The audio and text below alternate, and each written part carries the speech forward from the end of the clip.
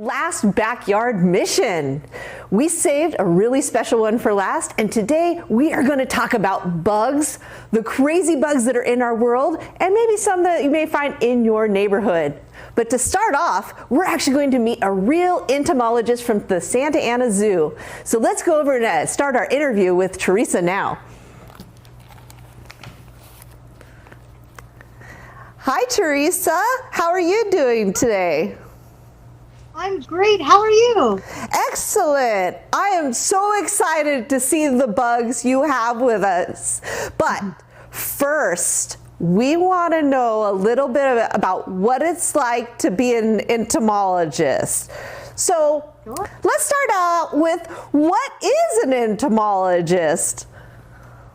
An entomologist is a person who studies insects and other arthropods. Wow, that's really exciting. How many bugs are there in your world? There are hundreds of thousands of different kinds of bugs, and scientists are discovering new ones all the time. Oh my goodness, that's super exciting. What made you want to study bugs as a kid? You know, when I was a little girl and my father was still a student at Cal Poly, he used to let me play with his pinned insect collections. And so I learned all about the different types of insects, and then I learned how to pin my own insects and identify them. That's really cool. So did you know when you were a kid that you wanted to study bugs, or did you decide later?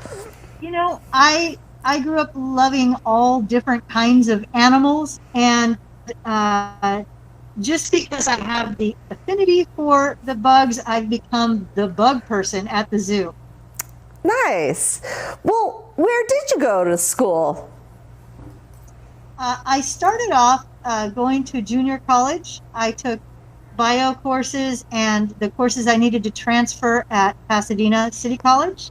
I went to Moore Park City College and learned how to become an animal handler, trainer, and caregiver. And then I switched my major and I got my bachelor's and master's in science education. Wow, so you know about more animals than just bugs, but now you just focus on the bugs. Yes. Oh, very cool. So let's talk about your job that you have at the Santa Ana Zoo. Well, I guess I just mentioned you do work at the Santa Ana Zoo. What's a typical day like for you? My day is different every day. But most days start off with animal care, where I take care of our little creatures. And then I also design and conduct programs for the public during the day. Wow. Well, what's your favorite part of the day? My favorite part of the day, I mean, there are no bad parts of my day, but my all-time favorite part of the day is coming up with new ways to get people excited about the animals that we show here, particularly the ones that people don't really like too much, like the bugs. Ooh, well, that leads me to my last question for you. What's your favorite bug? Oh, that is such a hard one. My favorite bug tends to be whatever bug I'm learning about at the moment. And so most recently, our most recent exhibit is a dung beetle exhibit. So right now I am all about the dung beetles. I've learned there are all different kinds of dung beetles. Some of them are daytime flyers and others are nocturnal. I learned that some dung beetles are rollers, and they take their dung and they shape a ball and they roll it across the ground to a burrow. Other dung beetles are tunnelers, and they burrow a long tunnel that goes underneath a pile of dung, and then they pull the dung down into their burrow from there. There are amazing dung beetles, and we even have a maze for people to participate in here at the zoo. That is a dung beetle maze, and they can roll giant balls that look like dung through the maze. Huh, I don't think I've ever seen a dung beetle. Do we have these in Southern California? We do. We have dung beetles all over the world because without them, guess what we would be stepping in all the time. But the ones here in North America are typically very small, and they just don't draw a lot of attention to themselves. To find them, you would want to go out and overturn fresh piles of dung and then look for the little beetles. They can be a dark kind of brown colored beetle. Some of them are very pretty though. There's a rainbow scarab beetle. There's also some are gold and glittery. So there are all different kinds of dung beetles out there. Wow, that's fascinating. I may have to go on a hike and look for some. Yes, because they don't like old, dried out dung. They like fresh, aromatic dung. I'll remember to wear my mask and bring some gloves. I recommend it. Well, I hear you have some insects you want to introduce us to today. I brought a few different creatures. The first one is a true insect, and this is a giant South American cave cockroach. And this one is an adult, so you can see that it has wings. And this part right here looks like the head, but that is a shield that covers his head and thorax and protects him. And I'll see if I can show you what he looks like underneath. Awesome. As you're doing that, so everyone watching, if you have questions for Terry, type them in the chat and we'll get a chance to ask her in just a bit. If I flip him over, you can see this part right here is his abdomen. And then here we have his little head. See how tiny it is? Oh, with his antennas. Cute. His antennas are kind of like his sense of smell. It picks up little chemicals, and that's how they can tell where food might be located. This cave cockroach is very important in his ecosystem. Now, what makes him an insect is his number of legs and body segments. So can you see that he has 6 legs? My thumb is covering one. Yeah, I think we can see that. They seem to be moving pretty quickly. Yes. All 6 legs on an insect are connected to their second body segment called a thorax. So all insects have a head, a thorax, and an abdomen. The legs are connected to the thorax. The head is the first part, and that's where the antennas and eyes are located. And then the abdomen has their organs in there, their internal organs. All cockroaches are live-bearing creatures, so they do not leave eggs lying around. They carry the eggs with them in their abdomen until they hatch.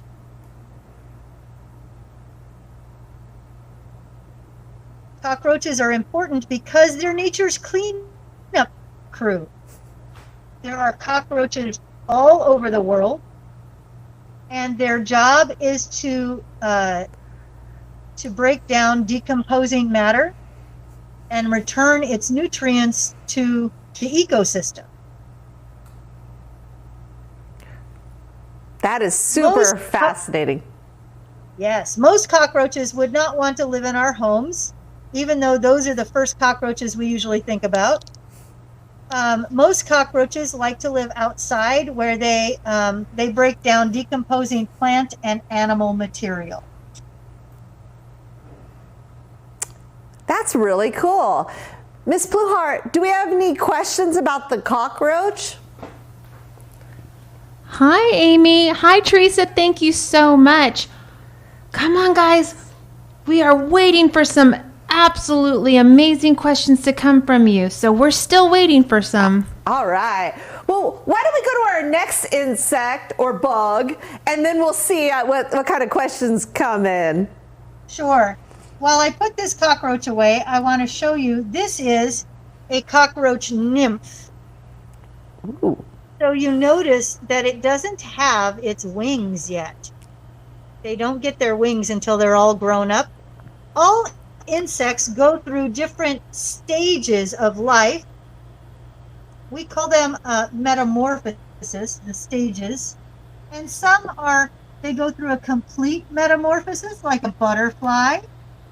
And others go through what we call an incomplete metamorphosis, where they go through a series of molts and their body changes gradually each time they molt. And that's what we would say about this cockroach. The babies look very much like the adult except for the wings. So each time he molts, he gets bigger, and then on the final molt, he'll have his wings. The next animal I'm going to show you is not an insect at all. It's called a Diplopod. That's the group that it's in. Diplopods get their name because they have 2 pair of legs for each body segment. But they aren't insects, so they don't necessarily have 3 body segments. This particular creature has many, many more than 3.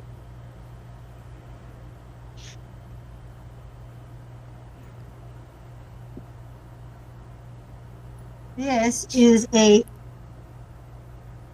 giant African millipede, and I'm going to show you all her legs. Can you see them? Wow. She has 2 pair of legs for each body segment, and every stripe that you see on her body is a segment. You'll notice too, she has a head segment. That one doesn't have any legs attached to it. She has antenna for finding tasty things to eat.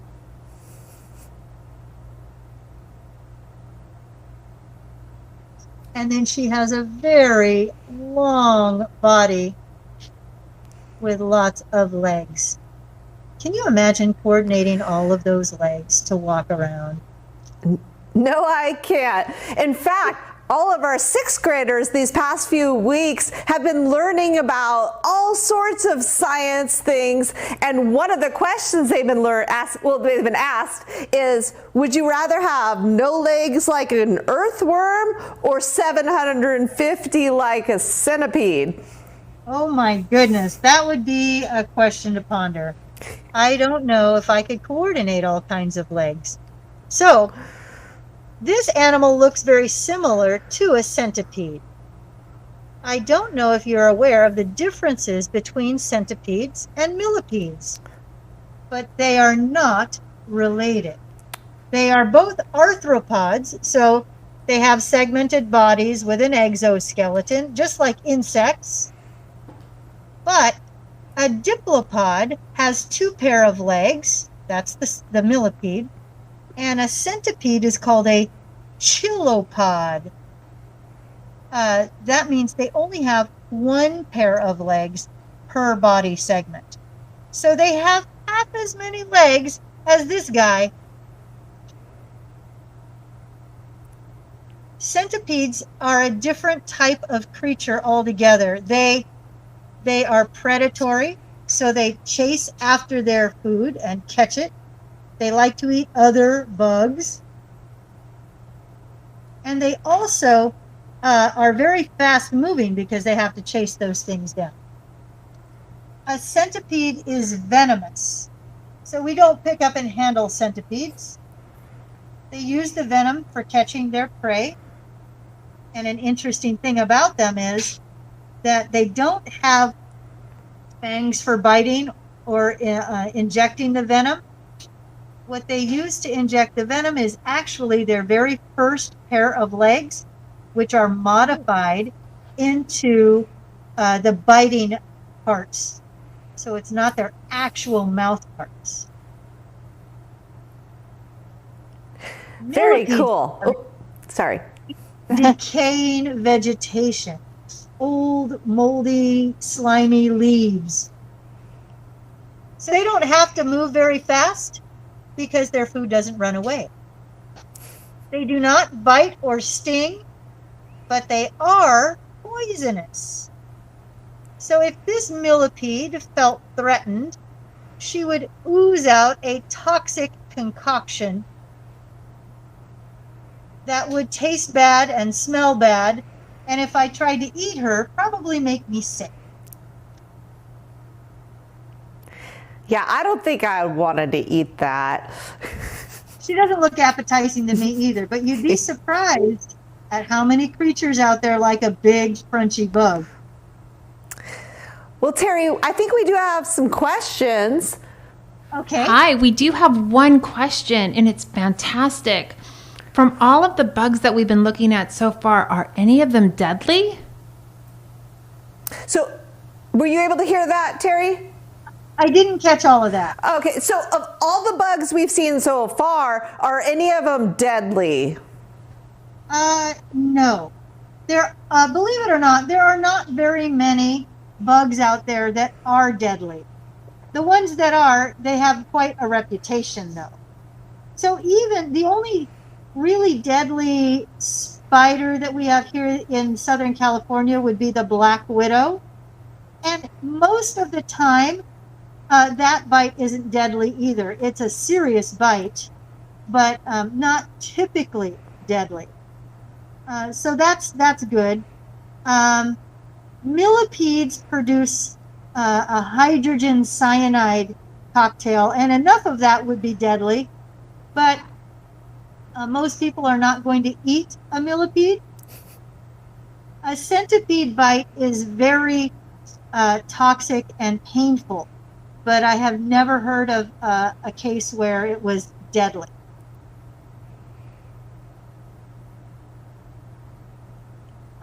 Let's see. Did I answer the question fully? Yeah, I think you did. Do we have any other ones come in, Seth? We don't right now, but keep the questions. Just type them in the chat if you have any. All right. What next is, bug do you have to show us, Terry? I have one more to show you, and I think you're going to like her a lot. Let me put our millipede away. The next one, she actually has a name because she lives by herself and we only have one to keep track of. And her name is Rose. Rose is a rose hair tarantula. And tarantulas are not insects. They are arachnids. And most of you probably already knew that. An arachnid is an arthropod that has 2 body segments and 8 legs and 2 palps. And I will see if she'll let me show you her palps. Let's see if she wants to come out. We do not force our animals to come out if they don't want to. So we're going to see if she'll let me pick her up. I really hope that she does, because there's a lot to see with her. So we're looking at the top of her body right now, and we can see that these 2 little short legs here, those are her palps.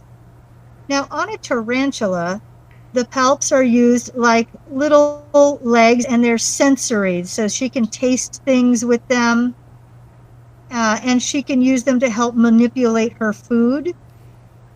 Other arachnids, like scorpions, the palps are modified into pinchers. Ticks have modified front legs and palps for grabbing a hold of animal fur so they can get onto an animal. Let's see, I'm trying to think of some other examples. So, but the main point is that their palps can be different on different creatures. Her 8 legs are what she uses for walking, but she also has taste receptors on each foot, so she can taste with her feet. What is she tasting right now? Looks like she's tasting your hands. That's right. It's a good thing I don't taste like a bug, huh? Yeah. So she also has 8 eyes, and I don't know if you can see them well. I'm pointing to them. They are clumped together. Not all spiders have 8 eyes, but most of them do. And different types of spiders are often identified and organized according to how their eyes are grouped on their cephalothorax. So remember, an insect has 3 separate body segments. She only has 2 because the head and the thorax are fused together into one. And then you see this little hole right here? Oh, yeah. That little hole, if you were able to look at the inside of her body, it is a cone-like structure that goes down inside, and all of the muscles for moving her legs are attached to that little cone structure. So it is a point of attachment for her leg muscles. The other cool thing is on the back of her. Right here are these little finger-like projections. Those are her spinnerets. And she doesn't put them down unless she wants to attach silk somewhere. Being a tarantula, she does not spin a web to catch her food, but she does like a nice cushy wall-to-wall carpeting in her burrow. And she will wrap up her leftovers and take out the trash in her silk. So she keeps her burrow clean. And believe it or not, if she has a burrow that she lives in inside her enclosure, she does not use the bathroom inside her burrow. She comes out at nighttime to go to the bathroom outside. So she keeps her burrow very clean. Now, if she will let me show you the underside, it's pretty neat to see the underneath part of a tarantula. So she is a burrowing species, and it makes her feel very nice and safe and comfortable to be in a dark burrow. So when I cover her, see all of her eyes are on the top of her body. I'm able to cover her eyes, and she feels my hand around the top of her, so she's very secure. She'll let me flip her over upside down. Sometimes she's not in the mood for this and she turns over. So I'm going to point out all the things that we can see from underneath her body. We can see her chelicerae. Do you see the shiny little fangs? It even looks like she's wearing some lipstick, but that's the color of her fibers right there. And those are her mouth parts. They're the only mouth parts that she has. So when she catches a bug, she uses those chelicerae to bite the bug and inject a venom. And the venom is what immobilizes her prey so that it's quiet and it holds still and it doesn't fight back. And then the venom has another component that liquefies the inside because she doesn't have any mouth parts to eat or chew with, she uses her fangs then like a straw to suck up the liquid. So everything she eats is a big bug milkshake. When we look at her, the bottom of her cephalothorax, you can see the faint lines of where each leg attaches.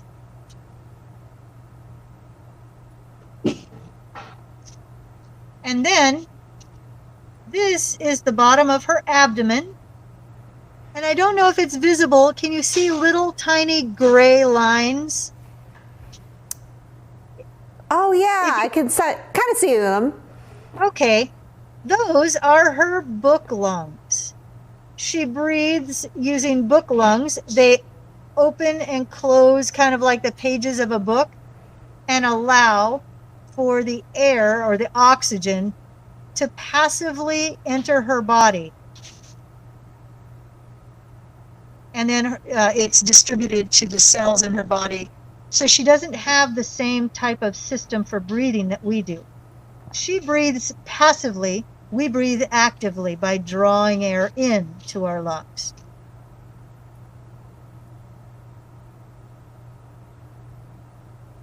You can see the bottoms of her feet.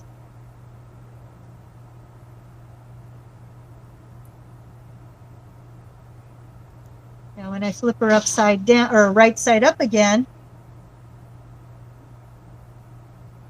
you can see that she doesn't seem to be bothered by that at all.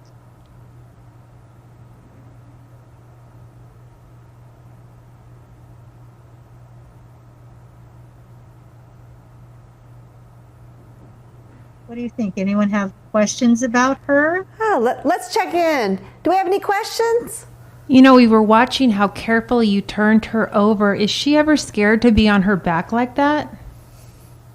I don't believe it bothers her to be on her back because when she isn't calm, she won't let me flip her over like that.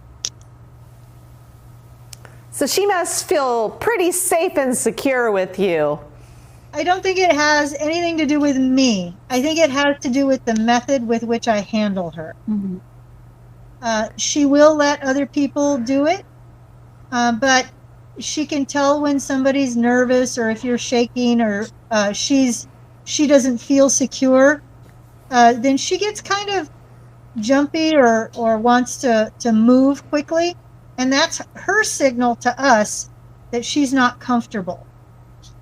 We don't push her past her comfort level, because if we did, it wouldn't be safe for her, and then in turn it wouldn't be safe for us either. Wow. Well, I have a question. I've heard that tarantulas can molt. Yes, they can.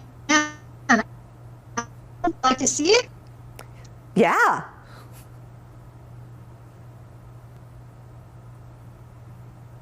Let me just put her back in her little enclosure where she is safe and sound.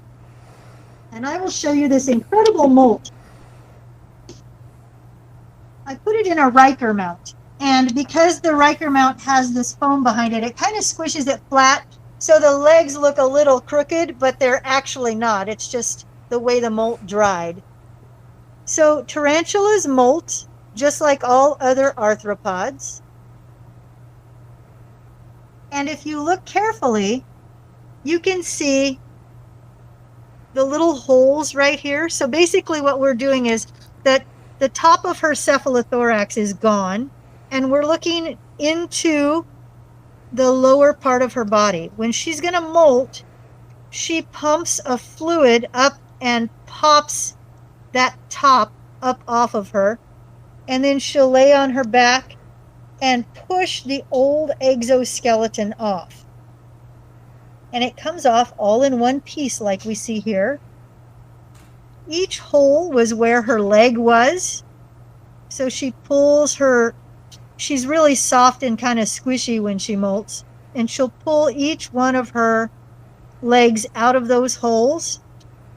She pulls her abdomen out of this and leaves behind just this little sac of exoskeleton. She even molts her chelicerae, It's a very delicate time for a tarantula or any other arthropod when they molt, because the new exoskeleton is very soft and flexible.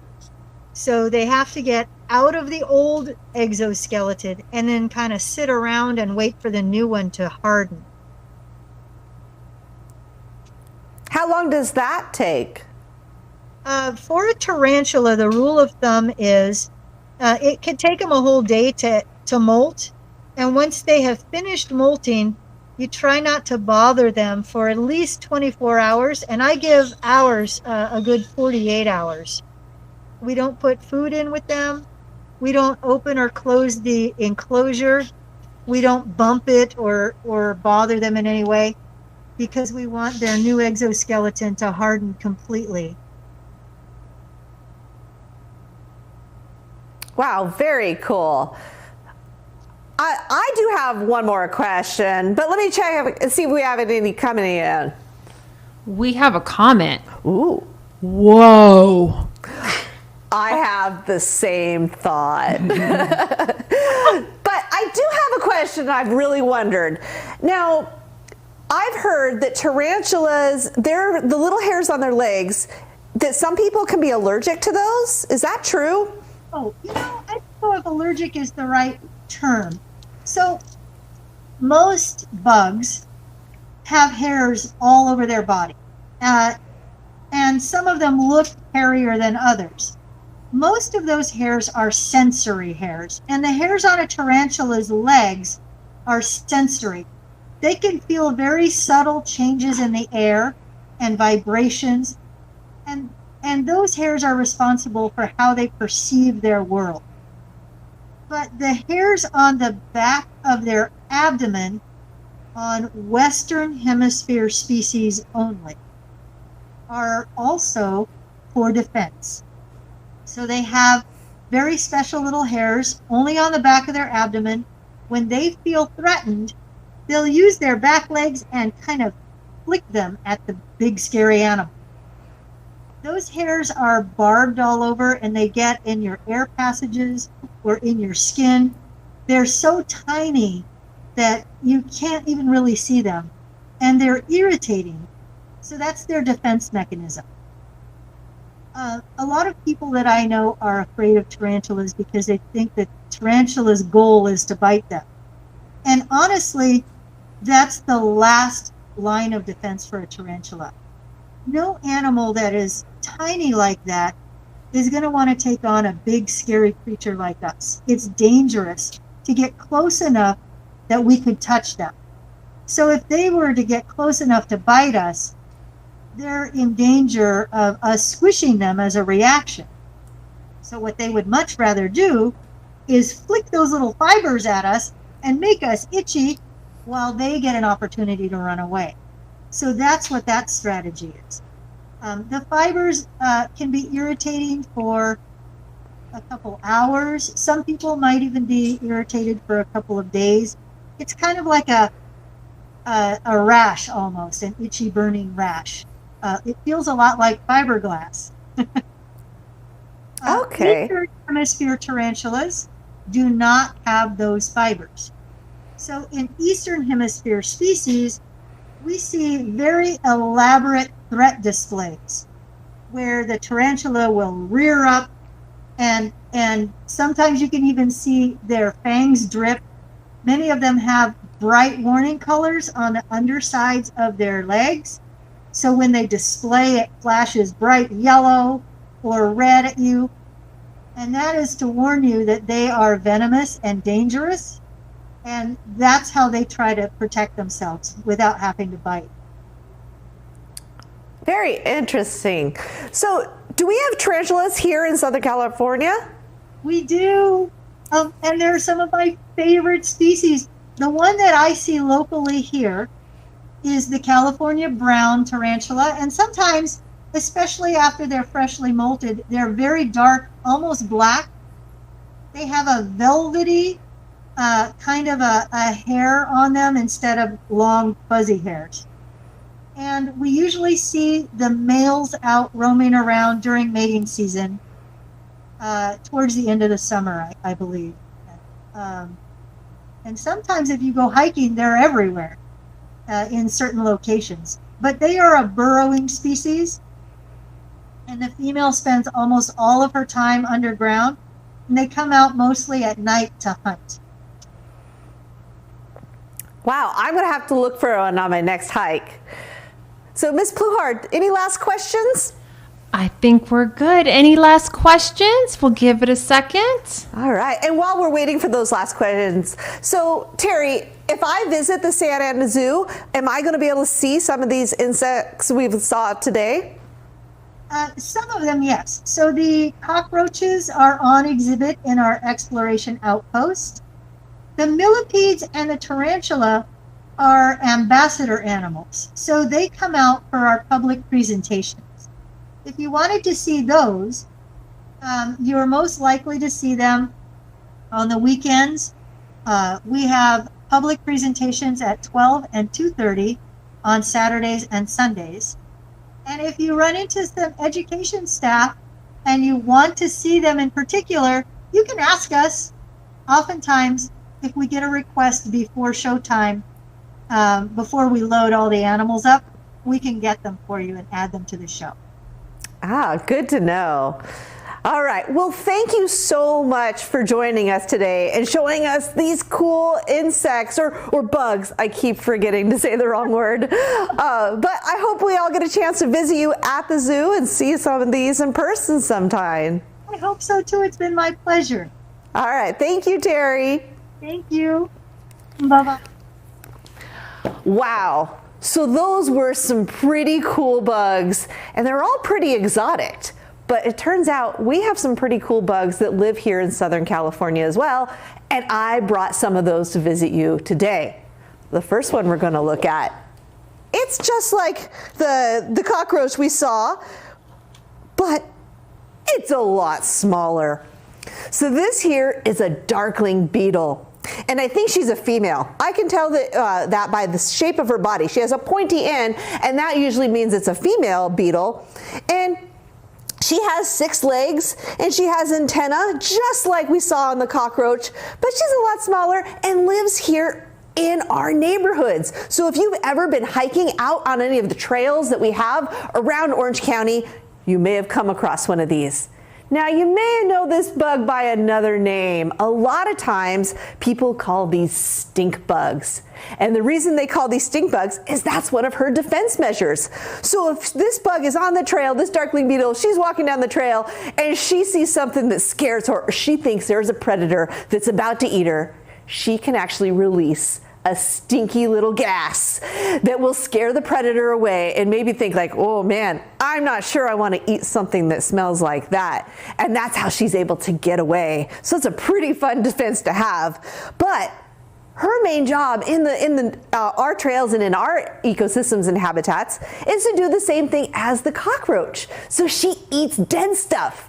She eats dead leaves and pieces of wood or flowers and plants that are dying. Maybe even some insects that she's come along that haven't lived, and she'll chomp on those as well too. But she plays an important role in our environment, because if we didn't have things like Darkling Beetles in our forests and on our trails, when you went out for a hike and went to go visit those parks, there would be dead stuff all around, and that's no fun. So we are really happy to have decomposers just like this Darkling Beetle here living on our trails and in our neighborhoods. Has anyone here ever seen one of these on a trail?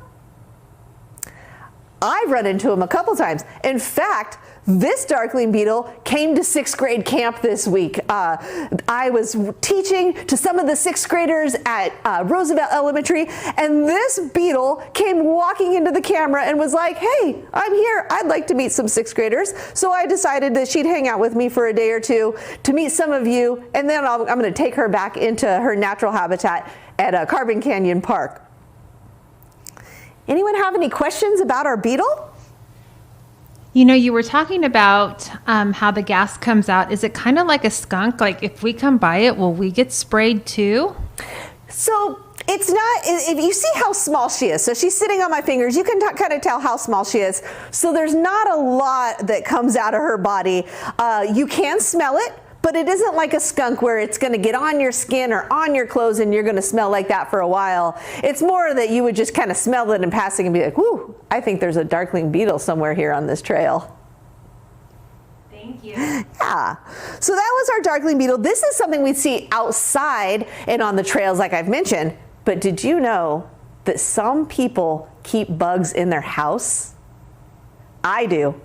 I have 1,500 bugs that live in my kitchen, and they eat my kitchen scraps. So just like our darkling beetle eats some of the dead stuff on the trail, I keep bugs in my kitchen that eat my vegetable scraps. So after I've finished a banana or I've scooped out the part I want to eat from the avocado, I take that banana peel and I take that avocado and I put them in my bin here. So this is my bin that has my creatures in it that eat my kitchen scraps. If you look really carefully, you can see some of those kitchen scraps in here. We have an avocado peel.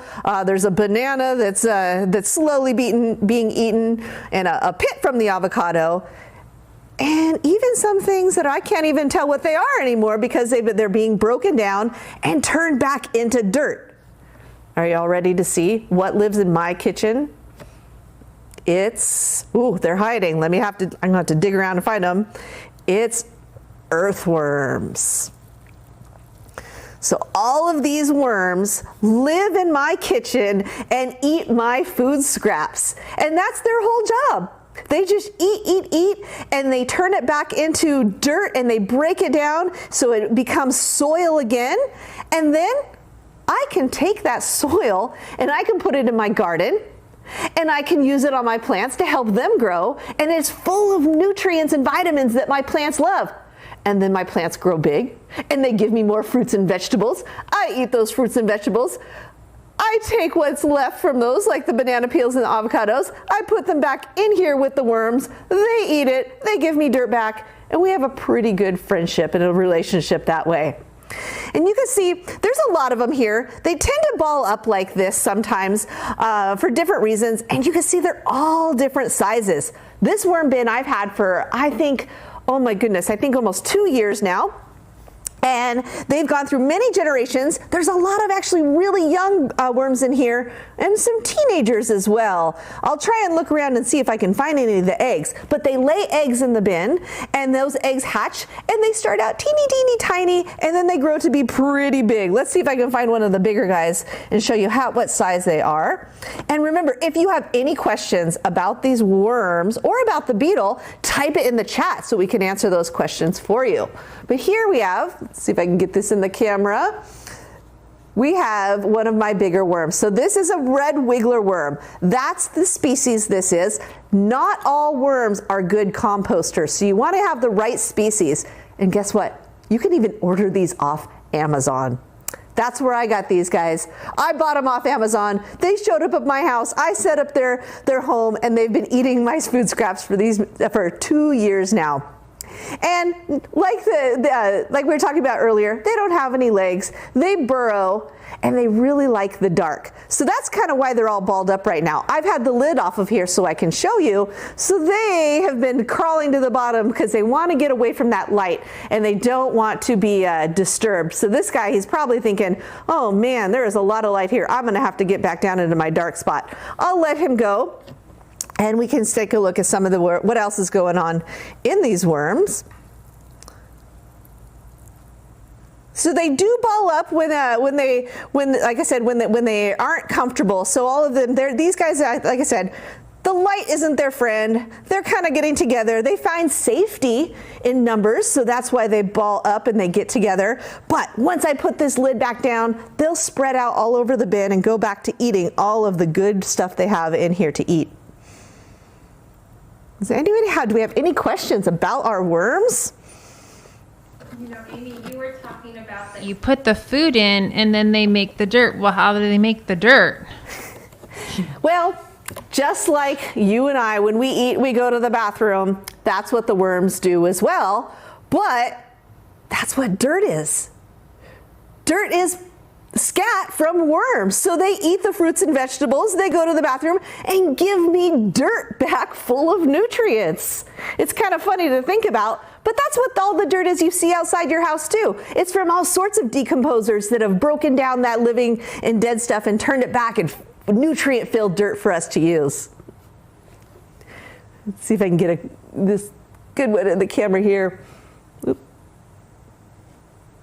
Having trouble. There we go. We can see these guys. These worms are probably a few years old. I probably have had these since the beginning. They're adult worms, and they do normally lay a lot of cocoons and eggs. I don't see any in here right now, so there must be kind of off season for them laying their eggs right now. But let's see what else I can find in here. You can see there's a lot of leftover food. They don't eat the food very fast. They leave it for them couple weeks. They eat the good parts, and then once they're done with the good parts, like all of us, then they go eat the parts they don't like. By looking through the bin, I can guess that they don't like avocado peel too much, because there is a bunch of avocado peel all through here. I bet they're leaving that for last. But I think in this one, if we see this one you can see a lot of different size worms. So this one we have tiny, tiny little worms, medium-sized worms. Ooh, even, I wonder if we're able to show this. Are we able to get a close-up on, there is a baby that's probably only a few days old on my pinky finger here. It probably just hatched from the cocoon and is looking for his first meal, looking for some good stuff. They do like sweet.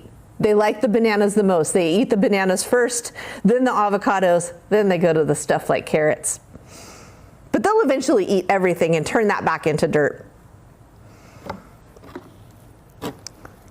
Also, there's coffee grounds in here. They eat the coffee grounds as well. Not as much as they do like the fruits and vegetables, but it is good for them, so I make sure I include those as well. Does anybody here think they would like to have some worms in their kitchen? It's not too bad. You can't smell them. You'd never even know they were around. They keep to themselves. They're not too loud and noisy. I just have to remember to feed them once in a while.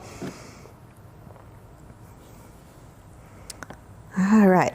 As I look, I'm looking for any more eggs or cocoons to show. It just doesn't look like I have any right now. It's hard to make them to produce eggs on command, but I will keep looking as we look through. Oh, and here we have another big clump. We can see a lot of different size worms, all different ages, all different colors as well. And these worms, they don't have eyes. They kind of just sense everything around them. And they also have really tiny mouths. And they actually have to kind of grind their food in their stomach. So I include some ground up eggshells in here as well. And when they eat the ground up eggshells, that helps them grind up the food in their stomach for them to digest it a little easier. Sometimes I look at them so often, I think, wow, they're almost like a little rainbow. They have all different colors in here. Do we have any last questions before we have to say goodbye for our final backyard mission today? Amy, I have a question because when I come out in the mornings and I'm walking on my sidewalk, I sometimes see the worms on the sidewalk. What do you think I should do when I see a worm like that? Well, it's probably okay. The worm is probably something is bothering it in the ground. So sometimes there's too much water in the ground when it's raining. A lot of times we see worms on the sidewalk, or maybe there's not enough water in the ground and the worm is trying to find another area to go burrow in that's a little moister and a little better conditions for that worm. So the best is just to leave it, unless it was like in the middle of a big area, like the blacktop at school or a big parking lot, and you know that there's nowhere that worm is going to be able to go. Then you might want to pick it up and take it and put it in a planter or some bushes nearby. Well, my friends, we have now come to our final backyard mission for the year. I hope you've enjoyed this time. I hope you've learned a few things, and I hope maybe some of you are inspired to have some worms in your kitchen as well. But have a great summer, and I hope we all see you next year.